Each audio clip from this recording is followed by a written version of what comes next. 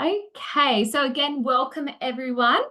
It is with great pleasure that I introduce Dr. Tim Crowe, a distinguished expert in the field of nutrition and the esteemed host of the widely acclaimed Thinking Nutrition podcast. So I hope everyone's familiar with that podcast. If not, after this session, you will be, I'm sure you'll find yourself being directed to that. But Dr. Tim Crowe has a background rooted in rigorous academic training and extensive clinical experience. So he brings a very unique blend of expertise to the table.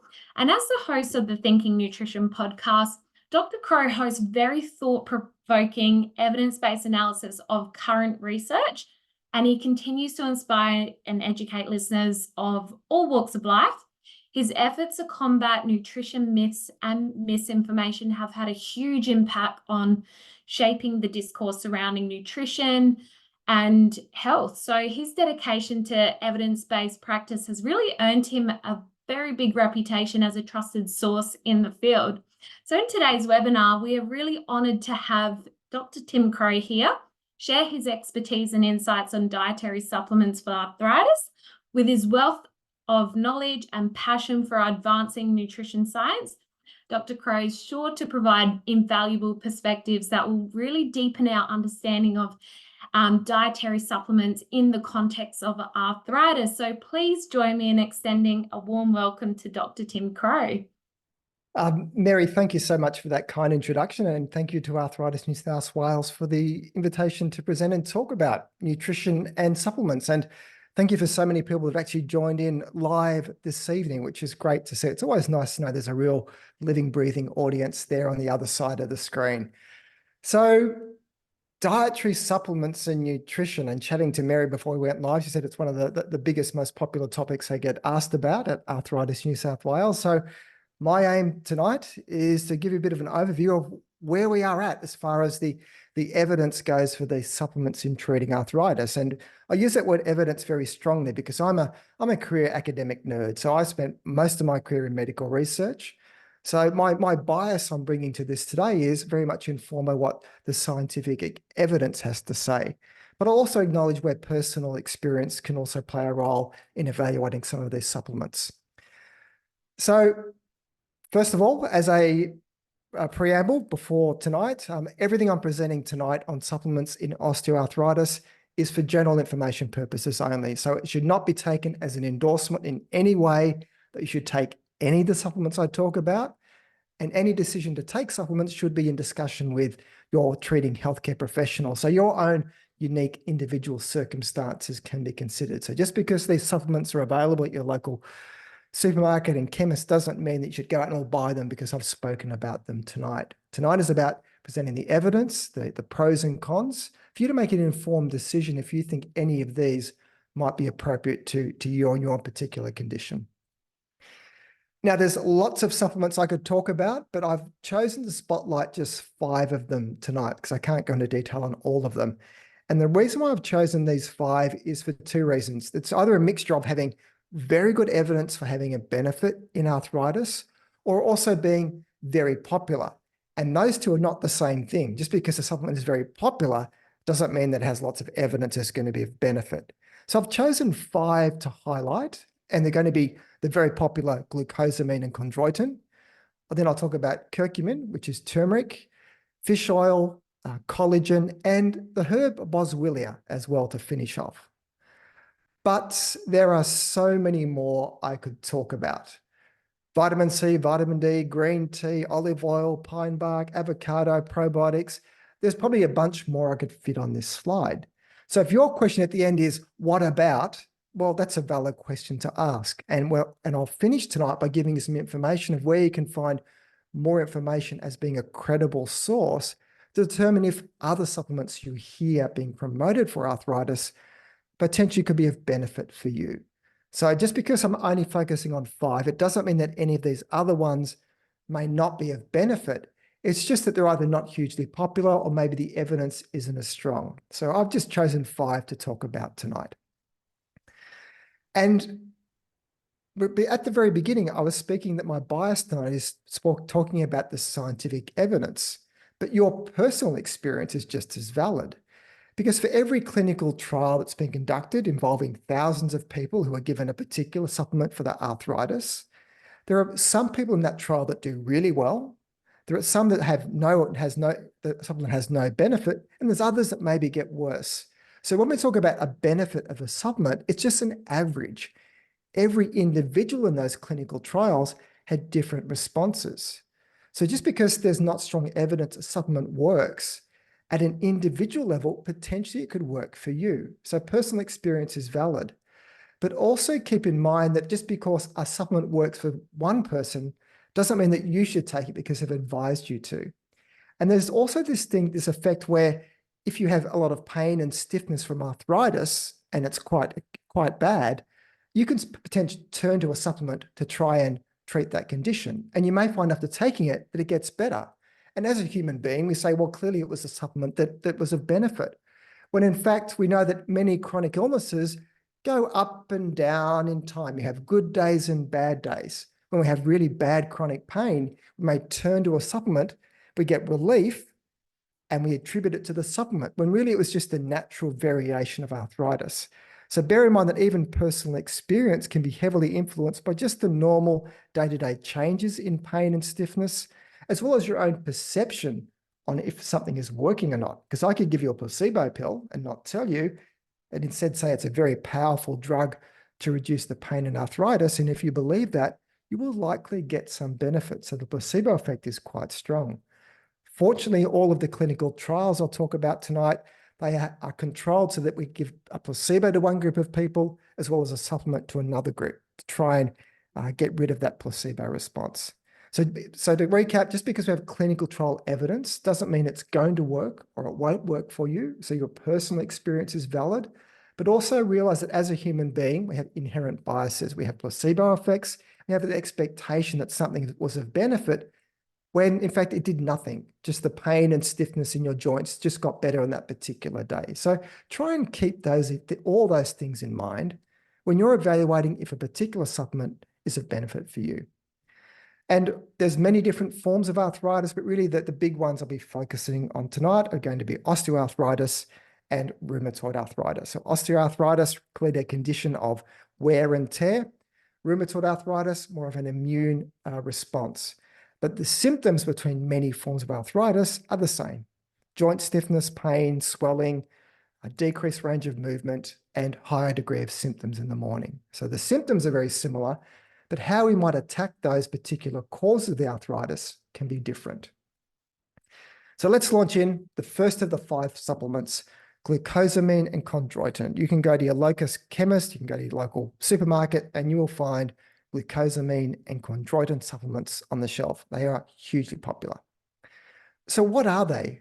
Well, glucosamine is naturally part of the structure of cartilage, where it helps the cartilage to grow and repair. So obviously cartilage is an important tissue in between our joints. It provides a lot of shock absorbing. And if you wear down your cartilage, as you get in osteoarthritis, it's painful because you then have bone-on-bone grinding action, and that hurts a lot. So glucosamine is part of the cartilage. And chondroitin is another component of cartilage, and it plays a role in absorbing a lot of water into the joint, into the cartilage. And if you have more water there, that water acts as a natural shock absorber, giving more resistance to compression. So they're both important parts of our joint, just as like many other chemicals. So because they are present in cartilage, it's been suggested that they might have an impact on joint structure in osteoarthritis, which is obviously a condition of degradation of the collagen. So I want to talk about one clinical trial first, and this is really a major one that first set the scene for many clinical trials. So this was called the GATE study, and it was published in 2006. And it involved people given supplements of either glucosamine at 1,500 milligrams per day or chondroitin, and they all had osteoarthritis, and they took it for about 6 months. Now, we had a control group, and they took a very popular anti-inflammatory drug, celecoxib, which is Celebrex. So obviously a very popular first-line treatment for pain in osteoarthritis. Now, for people that took the supplements, they didn't see any benefit compared to placebo. But of course, people taking the drug saw a benefit because we know that those sorts of drugs work. So it didn't work. But if you sort of slice and dice up the data, you could see that at least in people who had moderate to severe knee osteoarthritis and took both of the glucosamine and chondroitin together, there was a benefit. Okay, so this is just one study. Now I want to get into what all the research is saying. And for that, we have review papers where you get all of the research together and you look at it as a sum total. And this was a review in 2015 of 54 randomized controlled trials. So you'll keep hearing this word randomized controlled trials tonight. A randomized controlled trial is we get a large group of people and I randomly allocate each person to either receive a glucosamine or a chondroitin supplement or a placebo, but they don't know what they're getting. Effectively, it's just a pill and they don't know what they're taking. So by randomizing, you remove all of the inherent biases that exist in us as human beings. So it's one of the best ways to do this sorts of research. So it involved over 16,000 people. So it looked at the effectiveness of glucosamine, chondroitin, both of them together, or of course, first-line treatment of celecoxib in the treatment of knee osteoarthritis. And what did they find? Well, glucosamine and chondroitin, or glucosamine alone, or celecoxib, which was the most effective, all showed a benefit more effective than placebo in pain relief. But only glucosamine with chondroitin together, not by themselves, showed a clinically significant improvement in function, the ability to move and stiffness and so on. So both glucosamine and chondroitin alone, though, could potentially reduce the space between joints, the joint space narrowing. And what's that saying is potentially there was some level of rebuilding of cartilage. So that's a good thing. So just put this in your mind. This is one review. Maybe they were of benefit, but you have to take them together. But they weren't as effective as taking a non-steroidal anti-inflammatory. Okay, so here it gets a bit more confusing. Here's another review published not long after it, involving 43 studies with over almost 5,000 people who took glucosamine and chondroitin.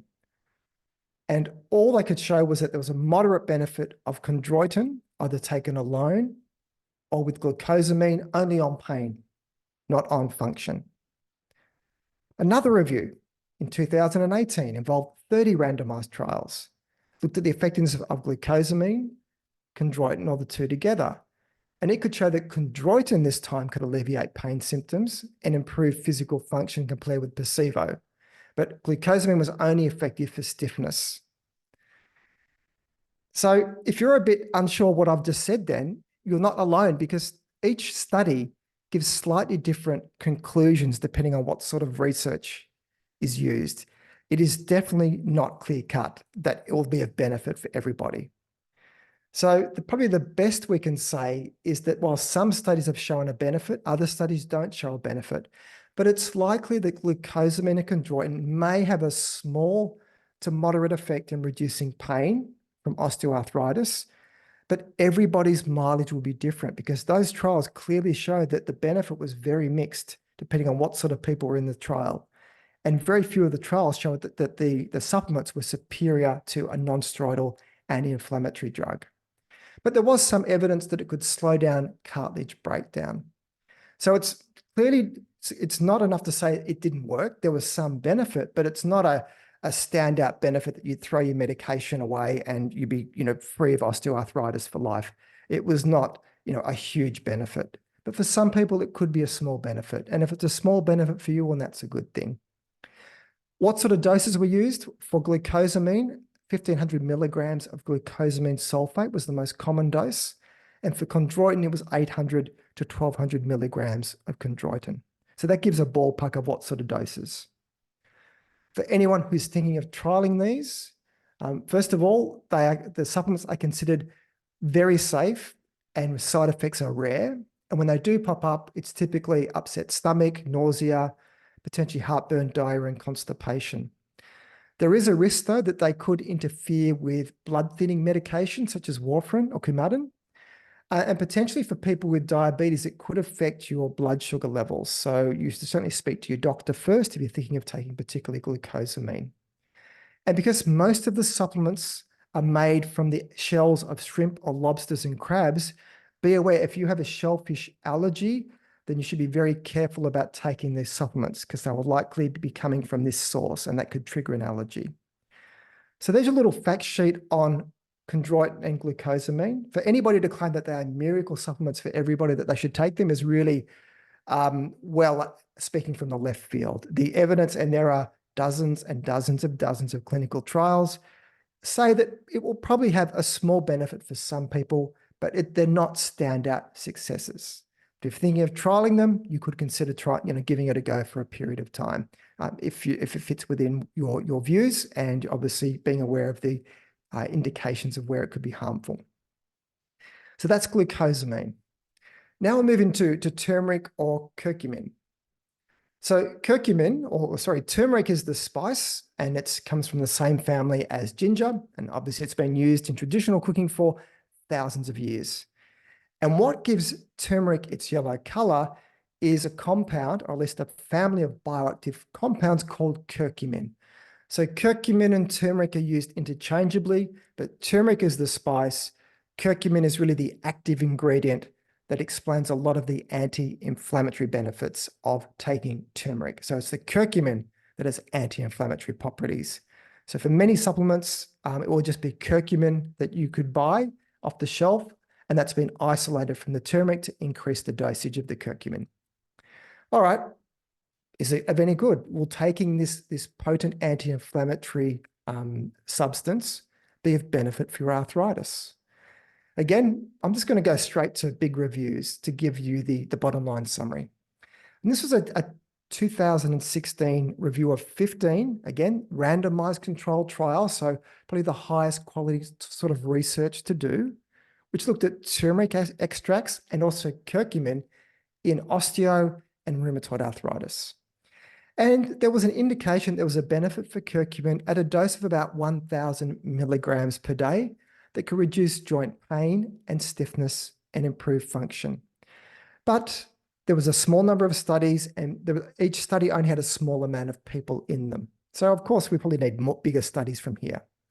But the authors of the review suggested for anyone considering trialing curcumin, it should be tried for at least 12 weeks to ensure you see enough time that's of benefit. You don't take it for 1 or 2 days, and if your pain is still there, then throw it away. It needs a long period of time for that benefit to come forward, if it will likely have a benefit. But in 2022, an updated review that could include more clinical trials was again published, and this time it had 29 clinical trials in it, so even more studies, using a dose of curcumin from 120 to 150 milligrams per day, and it suggested that curcumin could improve severity of pain and inflammation. So it was positive news, but again, small numbers of people in each of the studies, but pointing in a positive direction. And one final review, this time looking at 12 randomized controlled trials. So each of these reviews has different criteria for what studies they will include, which means you get slightly different conclusions for each of them. And the trials involve taking 1,000 milligrams of curcumin for 4 to 16 weeks. And they found a significant improvement in pain and function compared to placebo. But if you take the curcumin in addition to a non-steroidal anti-inflammatory or chondroitin, glucosamine, or paracetamol, you don't see an additional benefit. It's not an additive benefit on top of other treatments that you may be taking. It works by itself quite well alone for some people, but it doesn't seem to add to other sorts of treatments that can be used. And this is one type of supplement where it can be a minefield to know how to make sense of all of these bottles on the shelf, because they all have different labeling. So most supplements have curcumin as the main ingredient, although you can buy just native turmeric extract. But the problem with curcumin is we absorb it really poorly. So we have all these special supplements that have been modified to improve their bioavailability. And if you add an agent called piperine, which comes from black pepper, into the supplement, that can also improve the absorption. So now there's a whole range of commercial or proprietary curcumin supplements that have been specially formulated to be more digestible and absorbable. And these aren't brand names of supplements off the shelf. These would be, if you looked at the ingredients list, they may contain a range of these sorts of agents I've got on the bottom two lines. So BCM95, curcumin, curcumin C3, Marivia, Furcumin, Longvidia, and there's more. So this is not an endorsement of those brands. It's an endorsement of that if a supplement contains these sorts of ingredients, potentially you can be more confident that you've got better bioavailability of that particular supplement. But there's so many to choose from. So if you do want to trial a curcumin supplement, you need to trial it for 12 weeks. And potentially there's different types you could trial because there's like dozens of different ones to consider taking. But probably going for one that contains a form of curcumin that's been researched to show that it improves the bioavailability would be a good place to start. But what to be aware of, curcumin seems to be well tolerated at doses of several grams per day, so it's considered fairly safe. Common side effects, diarrhea, headache, nausea, and yellow poos. But taking turmeric along with medications that can slow blood clotting might increase the risk of bruising and bleeding. So it might be wise to be aware of potential interactions with turmeric and an anti-clotting medication. And potentially it can affect how diabetes medications work. So again, if you have these sorts of conditions, it makes sense to speak to your doctor or your healthcare professional if you're considering trialing curcumin or turmeric. So now onto collagen, and collagen is big business, big news today. It seems to be everybody is getting into collagen, lots of media stories about collagen. Now, is it the fountain of youth? Will it make you look 10 years younger? Will it do all these wonderful things for your skin? Well, tonight is not about collagen and skin so much, despite the evidence being actually quite reasonable that it will have a benefit. What is the role of collagen potentially in joint health? So let's go back a step. What is collagen? It's the most abundant protein in your body. Right now, 30% of the protein in your body is collagen. It's part of our skin, it's part of our bone, it's part of our connective tissue, it's part of our hair, nails, and it's part of cartilage. Hence the interest between collagen supplements and osteoarthritis. Collagen is quite unique that even though it's a protein, that's made up of building blocks, which are called amino acids, whereas most proteins in your body will contain about 20 different types of amino acids, collagen only really has 3 main amino acids in them. And one of those amino acids I've highlighted in green is called hydroxyproline. And all you need to know about that is that the only place you find hydroxyproline is in collagen. So if you eat collagen, you will get a very specific type of amino acid that's only found in collagen. And to make hydroxyproline, we need vitamin C. So that's why the disease of vitamin C deficiency is scurvy. And one of the symptoms of scurvy is poor wound healing, bleeding gums, which is a result of deterioration of the collagen. So vitamin C is important for good collagen function. There's many different types of collagen, at least 29 different types. Your skin contains mostly type 1 and type 3. You find 1 and 3 also in blood vessels and so on. But of interest tonight, type 2 collagen is mostly found in cartilage. So there's at least an argument that type 2 collagen might be good for cartilage. Now, you can get collagen in food and you eat it in very tough cuts of meat, so meat with lots of connective tissue. If you eat lots of organ meats, if you eat chicken with the skin on or chicken wings, those chicken wings, or lots of cartilage in the joints of chicken wings, pork skin, eggshell membranes, fish with the skin on, canned fish with bones and jellyfish, all are dietary sources of collagen. But why there's a lot of interest in supplements is that the collagen in our diet, we actually only absorb small amounts of it. We actually find it difficult to digest and absorb lots of the collagen, whereas the collagen in supplements has been cut up and chopped up to make it more absorbable and more digestible. So many of the clinical trials use a form of supplement called hydrolyzed collagen. So if you take collagen from an animal and you heat it and you denature it, you get gelatin. And so you can go to your supermarket, you can buy gelatin and you can make jelly. You can use it in your cooking. So gelatin, it's all throughout our food supply. But gelatin, if you add it to water, it's very insoluble. So if you hydrolyze the gelatin and you break up the long chains of collagen into very shorter chains, it makes it very soluble very digestible, and very absorbable. So those smaller chains of peptides that you digest have a lot of bioactivity in our body. And collagen is not just an inert protein. It is very different to all the other forms of protein that we eat. It is not just chopped up into single amino acids and absorbed. We actually absorb very short chains of the collagen, and they're called peptides, either 2 or 3 amino acids long. And what makes these peptides unique compared to any other protein we eat is, call back to 4 or 5 slides ago, that amino acid called hydroxyproline. So these little peptides that appear in our blood after we eat collagen contain hydroxyproline, and they are unique to collagen. You don't get them from any other protein source. And these peptides can actually bind to the receptors on cells. It can bind to the receptors on fibroblast cells, which are skin cells, which produce collagen. And it can also bind to receptors on chondrocytes. And chondrocytes are found in our joints, and they produce cartilage. So think about it. Consume collagen, small peptides go into the bloodstream, and these peptides can cause a change in the production of collagen in cells in our joints, in our cartilage.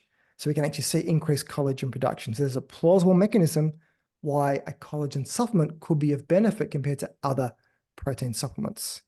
And those peptides can also have antioxidant and anti-inflammatory effects. So they're doing a lot more than just being building blocks for generic protein. So what about if you take it for osteoarthritis? Well, type 2 collagen makes up 60% of the dry weight of cartilage is collagen. And at least studies done in a Petri dish show that if you give collagen peptides to chondrocyte cells, you can see increase in collagen production. Enough of that. What do clinical trials say when you give collagen to people with osteoarthritis? Well, this is a review from 2008. Had 5 randomized controlled trials involving over 500 people with osteoarthritis who were taking hydrolyzed collagen at doses of between 2 to 10 grams per day, as well as a very special form of collagen called undernatured type 2 collagen, which I won't go into too much tonight. And the studies ran for 10 to 48 weeks. And the outcomes were validated tools to measure stiffness, pain, and function. On the right is some really nerdy scientific stats and graphs, which I love and would scare the hell out of most people. But all you need to do is look at those little graphs, and I've done a big red circle around a diamond. And all that's telling you is that because the diamond is to the left of that big middle vertical line, that it shows that there was a significant benefit in reducing pain and stiffness in osteoarthritis, either when it's done self-assessed by the person taking the supplement or by the researchers using a validated tool. So there was a benefit seen, at least in 5 studies with a small amount of people. Move to 2023, we could update this review. There were more randomized controlled trials done, as well as observational studies where you just look at people who take collagen and see what happens. And out of all of the studies done, every single one of them could show some level of benefit on some form of pain or stiffness or function in osteoarthritis. And in one of those studies, they could actually show an increase in proteoglycan content in knee cartilage. What on earth is proteoglycan? Proteoglycan is used as a proxy measure for collagen production. So potentially, at least in one study, the hydrolyzed collagen could be causing an increase in new cartilage production, but that certainly needs to be confirmed.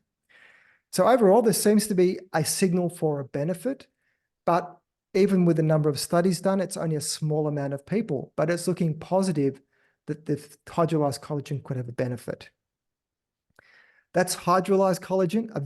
Another special form of collagen is called undernatured type 2 collagen. What on earth is this? Well, simply undernatured collagen means it's collagen protein that's been taken from an animal and it hasn't been heated, it hasn't been treated with an enzyme, it's been kept fully intact. It's a full functioning protein. And why a person might consider taking undernatured type 2 collagen is that when it goes into our gut, there is an immune system mechanism called oral tolerance. And this allows us to tolerate things like food antigens and harmless microorganisms without mobilizing an immune response against this. It's really like sort of helping to blunt the immune system, saying that this is a safe substance. Don't form an inflammatory reaction against us. So the theory is that if you sort of prime the immune system with undernatured type 2 collagen, potentially it could reduce an autoimmune reaction against collagen in cartilage, which is very different to hydrolyzed collagen. If you hydrolyze collagen, you don't get any of this reaction occurring because you've just destroyed the protein. But hydrolyzed collagen may act through signaling mechanisms on the cartilage itself. So this undernatured type 2 collagen, there's been 8 randomized controlled trials with it in over 240 adults with knee osteoarthritis. We're given just 40 milligrams of this very special form of collagen, and trials ran for 3 to 6 months. And overall, from the small amount of studies done, there was evidence that there was reduced pain and severity in osteoarthritis. So again, those little diamonds I've circled on the right, all to the left of that vertical middle line, which means that there's probably a benefit. It's not saying there's a clear-cut benefit, but it's certainly indicating that both either hydrolyzed collagen or undernatured type 2 collagen could have some benefit in osteoarthritis. It's certainly an emerging area of research. So then what about rheumatoid arthritis? Seeing as undernatured type 2 collagen is all about our immune system. Well, both cell culture and animal studies show that undernatured type 2 collagen could have anti-inflammatory effects. And pilot studies done so far using undernatured type 2 collagen are so far getting fairly mixed results that is of benefit for rheumatoid arthritis. So most of the evidence for hydrolyzed collagen and undernatured type 2 collagen is for osteoarthritis, but certainly for rheumatoid arthritis, this is certainly an area where I expect to see more research coming out. In general, for joint pain and exercise recovery, so maybe taking a step back from arthritis, there's been quite a lot of studies done in this area, and at least in athletes who are frequent exercisers, taking a collagen supplement can improve joint functionality and reduce joint pain and even accelerate recovery from an tendinopathy at doses of 5 to 10 grams per day. So again, it's aligning with the work of osteoarthritis that hydrolyzed collagen can have direct effects on the joint through different mechanisms. So if you're considering trialing a collagen supplement, what should you be aware of? Well, it's a food. Unless you're a vegan, then collagen is all throughout our food supply as gelatin. So it's every time you eat animal foods, you're getting some level of collagen. We eat very lean sources of protein in our diet, so we don't get a lot of collagen naturally. You have to eat a lot of skin, a lot of organ meats, and so on. But it's part of our diet. So because it's a food, there are very few adverse problems reported in any of the clinical trials. Unless you've got a pre-existing collagen allergy, then it's likely going to be very safe for you. But if you have an allergy to fish, you should avoid marine sources of collagen and consider trying a beef or a bovine source as an alternative. Stay away from anything marketed as plant collagen or a collagen booster. These are scams. Plants do not make collagen. They don't have hydroxyproline. All you're paying for is just a mix of different amino acids without those special peptides and some vitamin C and zinc and a few other things. So yes, if you're a vegan, there's other things you've been doing for your health, but there's no such thing as vegan collagen at this stage unless it's GMO, and that's not on the market. So at the moment, it has to come from an animal. That's it. So vegan plant collagen, it's not a thing. It doesn't exist. Don't waste your money on it. It has to come from an animal. That's it, full stop. So that's 3 down. What about fish oil, a very popular supplement for joint pain? So fish oil is all about the omega-3s. So omega-3s are a special type of fat found in fish and other foods, and they can help lower inflammation in the body. And the 2 most important omega-3s for inflammation, and I'll use their long names, they're eicosapentaenoic acid, which is EPA, and docosahexaenoic acid, DHA. Trust me, if you've got a bottle of fish oil at home, look on the label, it will have these names there. They're the omega-3s. And oily fish, such as salmon and herring, are really rich in the EPA and DHA. So what about fish oil and arthritis? This is one thing where I can say, undeniably, it's of benefit, but it's for rheumatoid arthritis. So over 40 clinical trials support the role that very high dose fish oil can weaken the autoimmune inflammatory and of joint pain and stiffness symptoms seen in rheumatoid arthritis, and potentially in ankylosing spondylitis and psoriatic arthritis as well. Not as much research in osteoarthritis, and it doesn't indicate it will have as much of a benefit as we see in rheumatoid arthritis. So over 40 trials show that yes, fish oil will work, but it has to be high dose. It's 2 to 3 grams per day of EPA and DHA combined. So that's not 2 to 3 grams of fish oil. It's 2 to 3 grams of EPA and DHA, which are part of fish oil. So as a rough guide, 10 standard 1 gram fish oil capsules is needed to get 2 to 3 grams of EPA and DHA.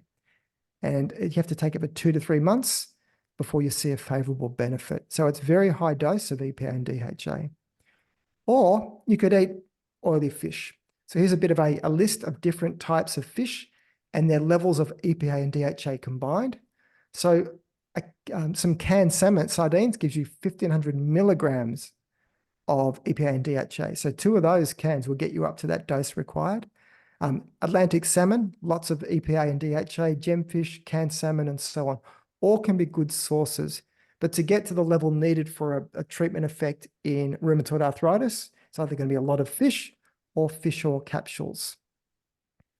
So if you're thinking of trialing fish oil supplements for arthritis, keep in mind that a 1 gram fish oil capsule typically contains 300 milligrams of EPA and DHA combined, but always read the label because different supplements may have different levels of this or different doses, but that's a ballpark figure. So bottled fish oil could be a more convenient and cheaper way to get the dose needed to reduce inflammation rather than popping a dozen or so capsules. But don't neglect fish as a source because you also get a whole bunch of other beneficial nutrients. So, having a bit of salmon and some of these other oily fish in addition will actually be of benefit for your overall health and will give you more of these long-chain omega-3s. So what to be aware of? Well, doses of EPA and DHA up to 3 grams per day are considered fairly safe. Side effects can be mildly upset stomachs and, this is a medical term, fishy burps. You will burp with a fishy smell. There's no real strong evidence that fish oil can increase the risk of bleeding or interact with medications that affect bleeding. Maybe it's more of a theoretical risk, but you should definitely consult with your doctor before having major surgery, or if you're taking blood thinning medication like warfarin before you take high doses of fish oil. So there could be a potential interaction still. So that's 4 down. Last one is a bit of a random one. It's a herbal supplement called Boswellia. Have you heard about Boswellia? Well, I'm sure you'll all know it by its common name. Thanks to the 3 wise men, it's frankincense. So it's a herbal gum resin extract from the Boswellia serrata tree. And it's been used in traditional medicines for many cultures to treat inflammatory conditions. So it's a herbal treatment, a herbal tonic, and it's been around obviously for thousands of years because we all know about frankincense. So could it be of benefit for arthritis? Well, this is one case where there has been some clinical trials done. And this is a review from 2020 that it could include 7 very small studies involving over 500 people with osteoarthritis. And we had, of course, had a placebo group. And there was an indication for less pain and stiffness in those taking Boswellia. So again, there's those funky looking little those graphs on the right, lots of statistical goodness. But again, just look at those little diamonds. They're all to the left of the big vertical line, meaning that they reduce pain or stiffness, and it was significant. Not a lot of studies, but there was an indication that there was a benefit. But from those 7 trials, 4 of them used Boswellia with other substances, such as curcumin, methyl sulfamethane, or eleganus extract, which is another herbal supplement. So potentially there could be an interaction between those other supplements. But certainly one of interest where maybe there's a bit of a benefit. And if it's something if you've come across, at least we've got some clinical trials that it may be of benefit, but it's not clear cut. For anyone who wants to trial this, be aware that for doses up to 1,000 milligrams per day, which is more than what's been used in clinical trials, it's been considered safe with minimal side effects. Some people do report stomach pain, nausea, diarrhea, headache, heartburn, and itching, which is pretty common for most supplements. And like many of the supplements I've spoken about tonight, it potentially can interfere with the actions of certain drugs, including some anticoagulant medications and anti-inflammatory drugs. So anyone taking these drugs should definitely speak to their doctor before taking Boswellia. But you always don't have me here at your disposal to give you a summary of the research. What can you do in terms of your own research ability to make an educated, informed decision about supplements if they're right for you or not, in addition to what I've done tonight? Well, first of all, first port of call is Arthritis New South Wales. They maintain obviously a good website and a page that actually is for this very purpose. It's about complementary and alternative treatments for arthritis. So this table I've put here on the right, it comes directly from that web link I've put on this slide. And on the table, they've got two columns. They've got osteoarthritis on the left and rheumatoid arthritis on the right. And then a whole bunch of supplements grouped on having strong evidence, moderate evidence, or limited evidence. And look at the strong evidence. Only one supplement makes the grade, and that's fish oils for rheumatoid arthritis. For most other supplements, for all other supplements, and some that I've mentioned tonight already, they have either moderate or limited evidence.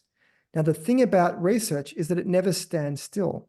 As new research comes to light, supplements may either increase in the evidence for their use or may decrease that it is not of benefit. So it's always evolving. But a research such as this can give an indication if one of these many of other types of supplements that are sometimes promoted for arthritis could be potentially of benefit for you. Another website that I highly recommend is examine.com. To me, it's actually one of the best sites on the internet for getting credible, unbiased, non-commercial evidence for a whole range of nutritional supplements. The site is independent, it's free of advertising, and the only funding they have is from user subscriptions for some additional features. The editors, researchers, and reviewers, most of them have PhDs, lots of free information on supplements and health conditions. I use this routinely as well. So it's a great place to go to type in a supplement just to get the evidence for if it's going to be of benefit for a particular health condition. So it's a wonderful, credible site that you can go to that's going to give you good informed information, because there's a lot of rubbish out there on the internet, but examine.com is definitely not one of them. But also keep in mind, be careful of any treatment promoted as being effective by people or companies that also have a vested commercial interest in selling you the product. So if you were selling a chondroitin and glucosamine supplement, I'm sure you can find lots of positive evidence to show that there's a benefit for that supplement. But also there's evidence that it's not of benefit, and you're not going to see that evidence from the manufacturer. They're only going to give you the positive research. So be careful if it only comes from someone who's selling you the supplement. But even when research is available and it's positive, it should be balanced against the negative research. It's the weight of evidence that matters. I can cherry pick research to show that all supplements are of benefit for arthritis. What matters is, what does all of the evidence say, not just cherry picked studies that agree with my bias. So you have to look at all of the research. So while single studies can be useful, be on the lookout for any evidence that's based on something called a systematic review, which includes many clinical trials in the one paper. Pretty much every slide I've shown you tonight that had evidence on it was from a systematic review involving many clinical trials grouped together. These are much more powerful than somebody finding one study of one supplement showing it's of benefit. You need many types of studies. And in the end, please talk to your doctor, pharmacist, or any other suitably qualified professional about any new supplement or therapy you are considering trialing.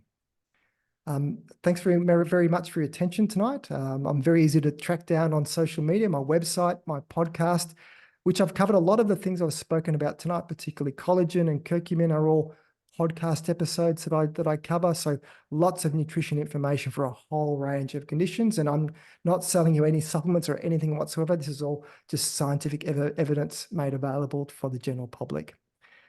So, Mary, with that, I've stuck to my 45 minutes. I'm going to hand it back to you to moderate any particular questions or chat from here.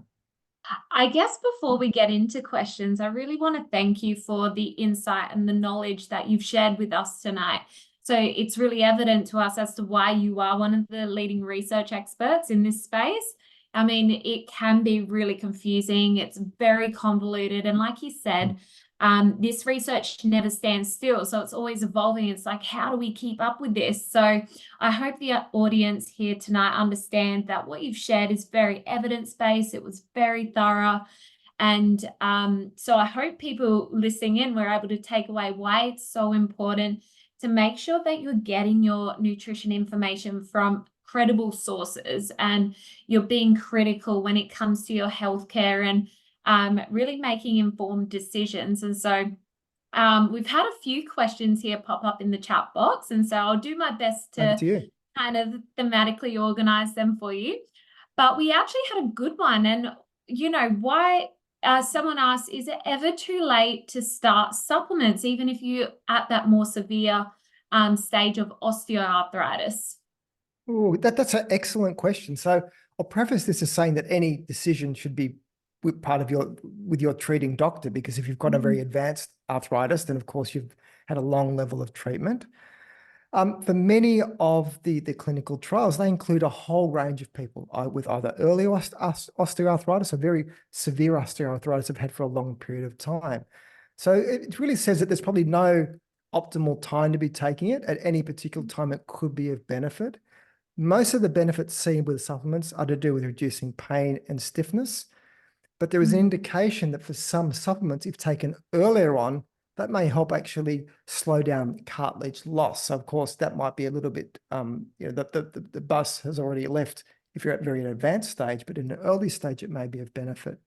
But I would say if it's about managing pain and stiffness and so on, there's nothing saying why it should not be of benefit for you at a late stage, so long as it fits within your treating regimen with your treating doctor.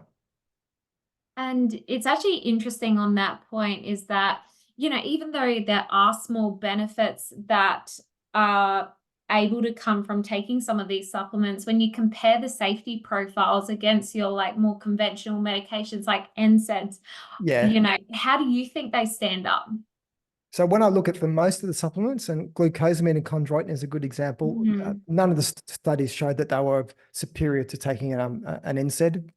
And so that doesn't mean that, you should just take the NSAIDs because they have their own side effects. It's not, but it's saying that they're not superior. They're not replacing current medical treatments. They're also not replacing other lifestyle changes you can make, such as being more active, potentially for losing some weight if overweight and you've got osteoarthritis, eating a healthy diet. All of those things help and they're additive, but none of the trials show that you could probably get rid of your medication. But if anything, outside of glucosamine and chondroitin, potentially collagen is looking promising as more research develops, but none of them are saying that they're just cures for arthritis. They may give some symptomatic relief, but for anyone who's dealing with pain and stiffness and poor mobility, a small relief from that is going to be a godsend. So yeah, they have their role to play in addition to your current medications.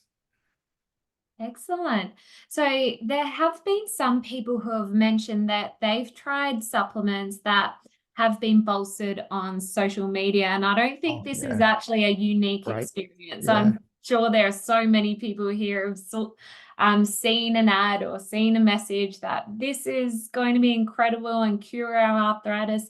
So my question here is, I guess you touched on it at the very end there, but what advice do you actually have for consumers navigating the overwhelming amount of information online, marketing, and how do you think they can make the most informed decisions about health and supplementation?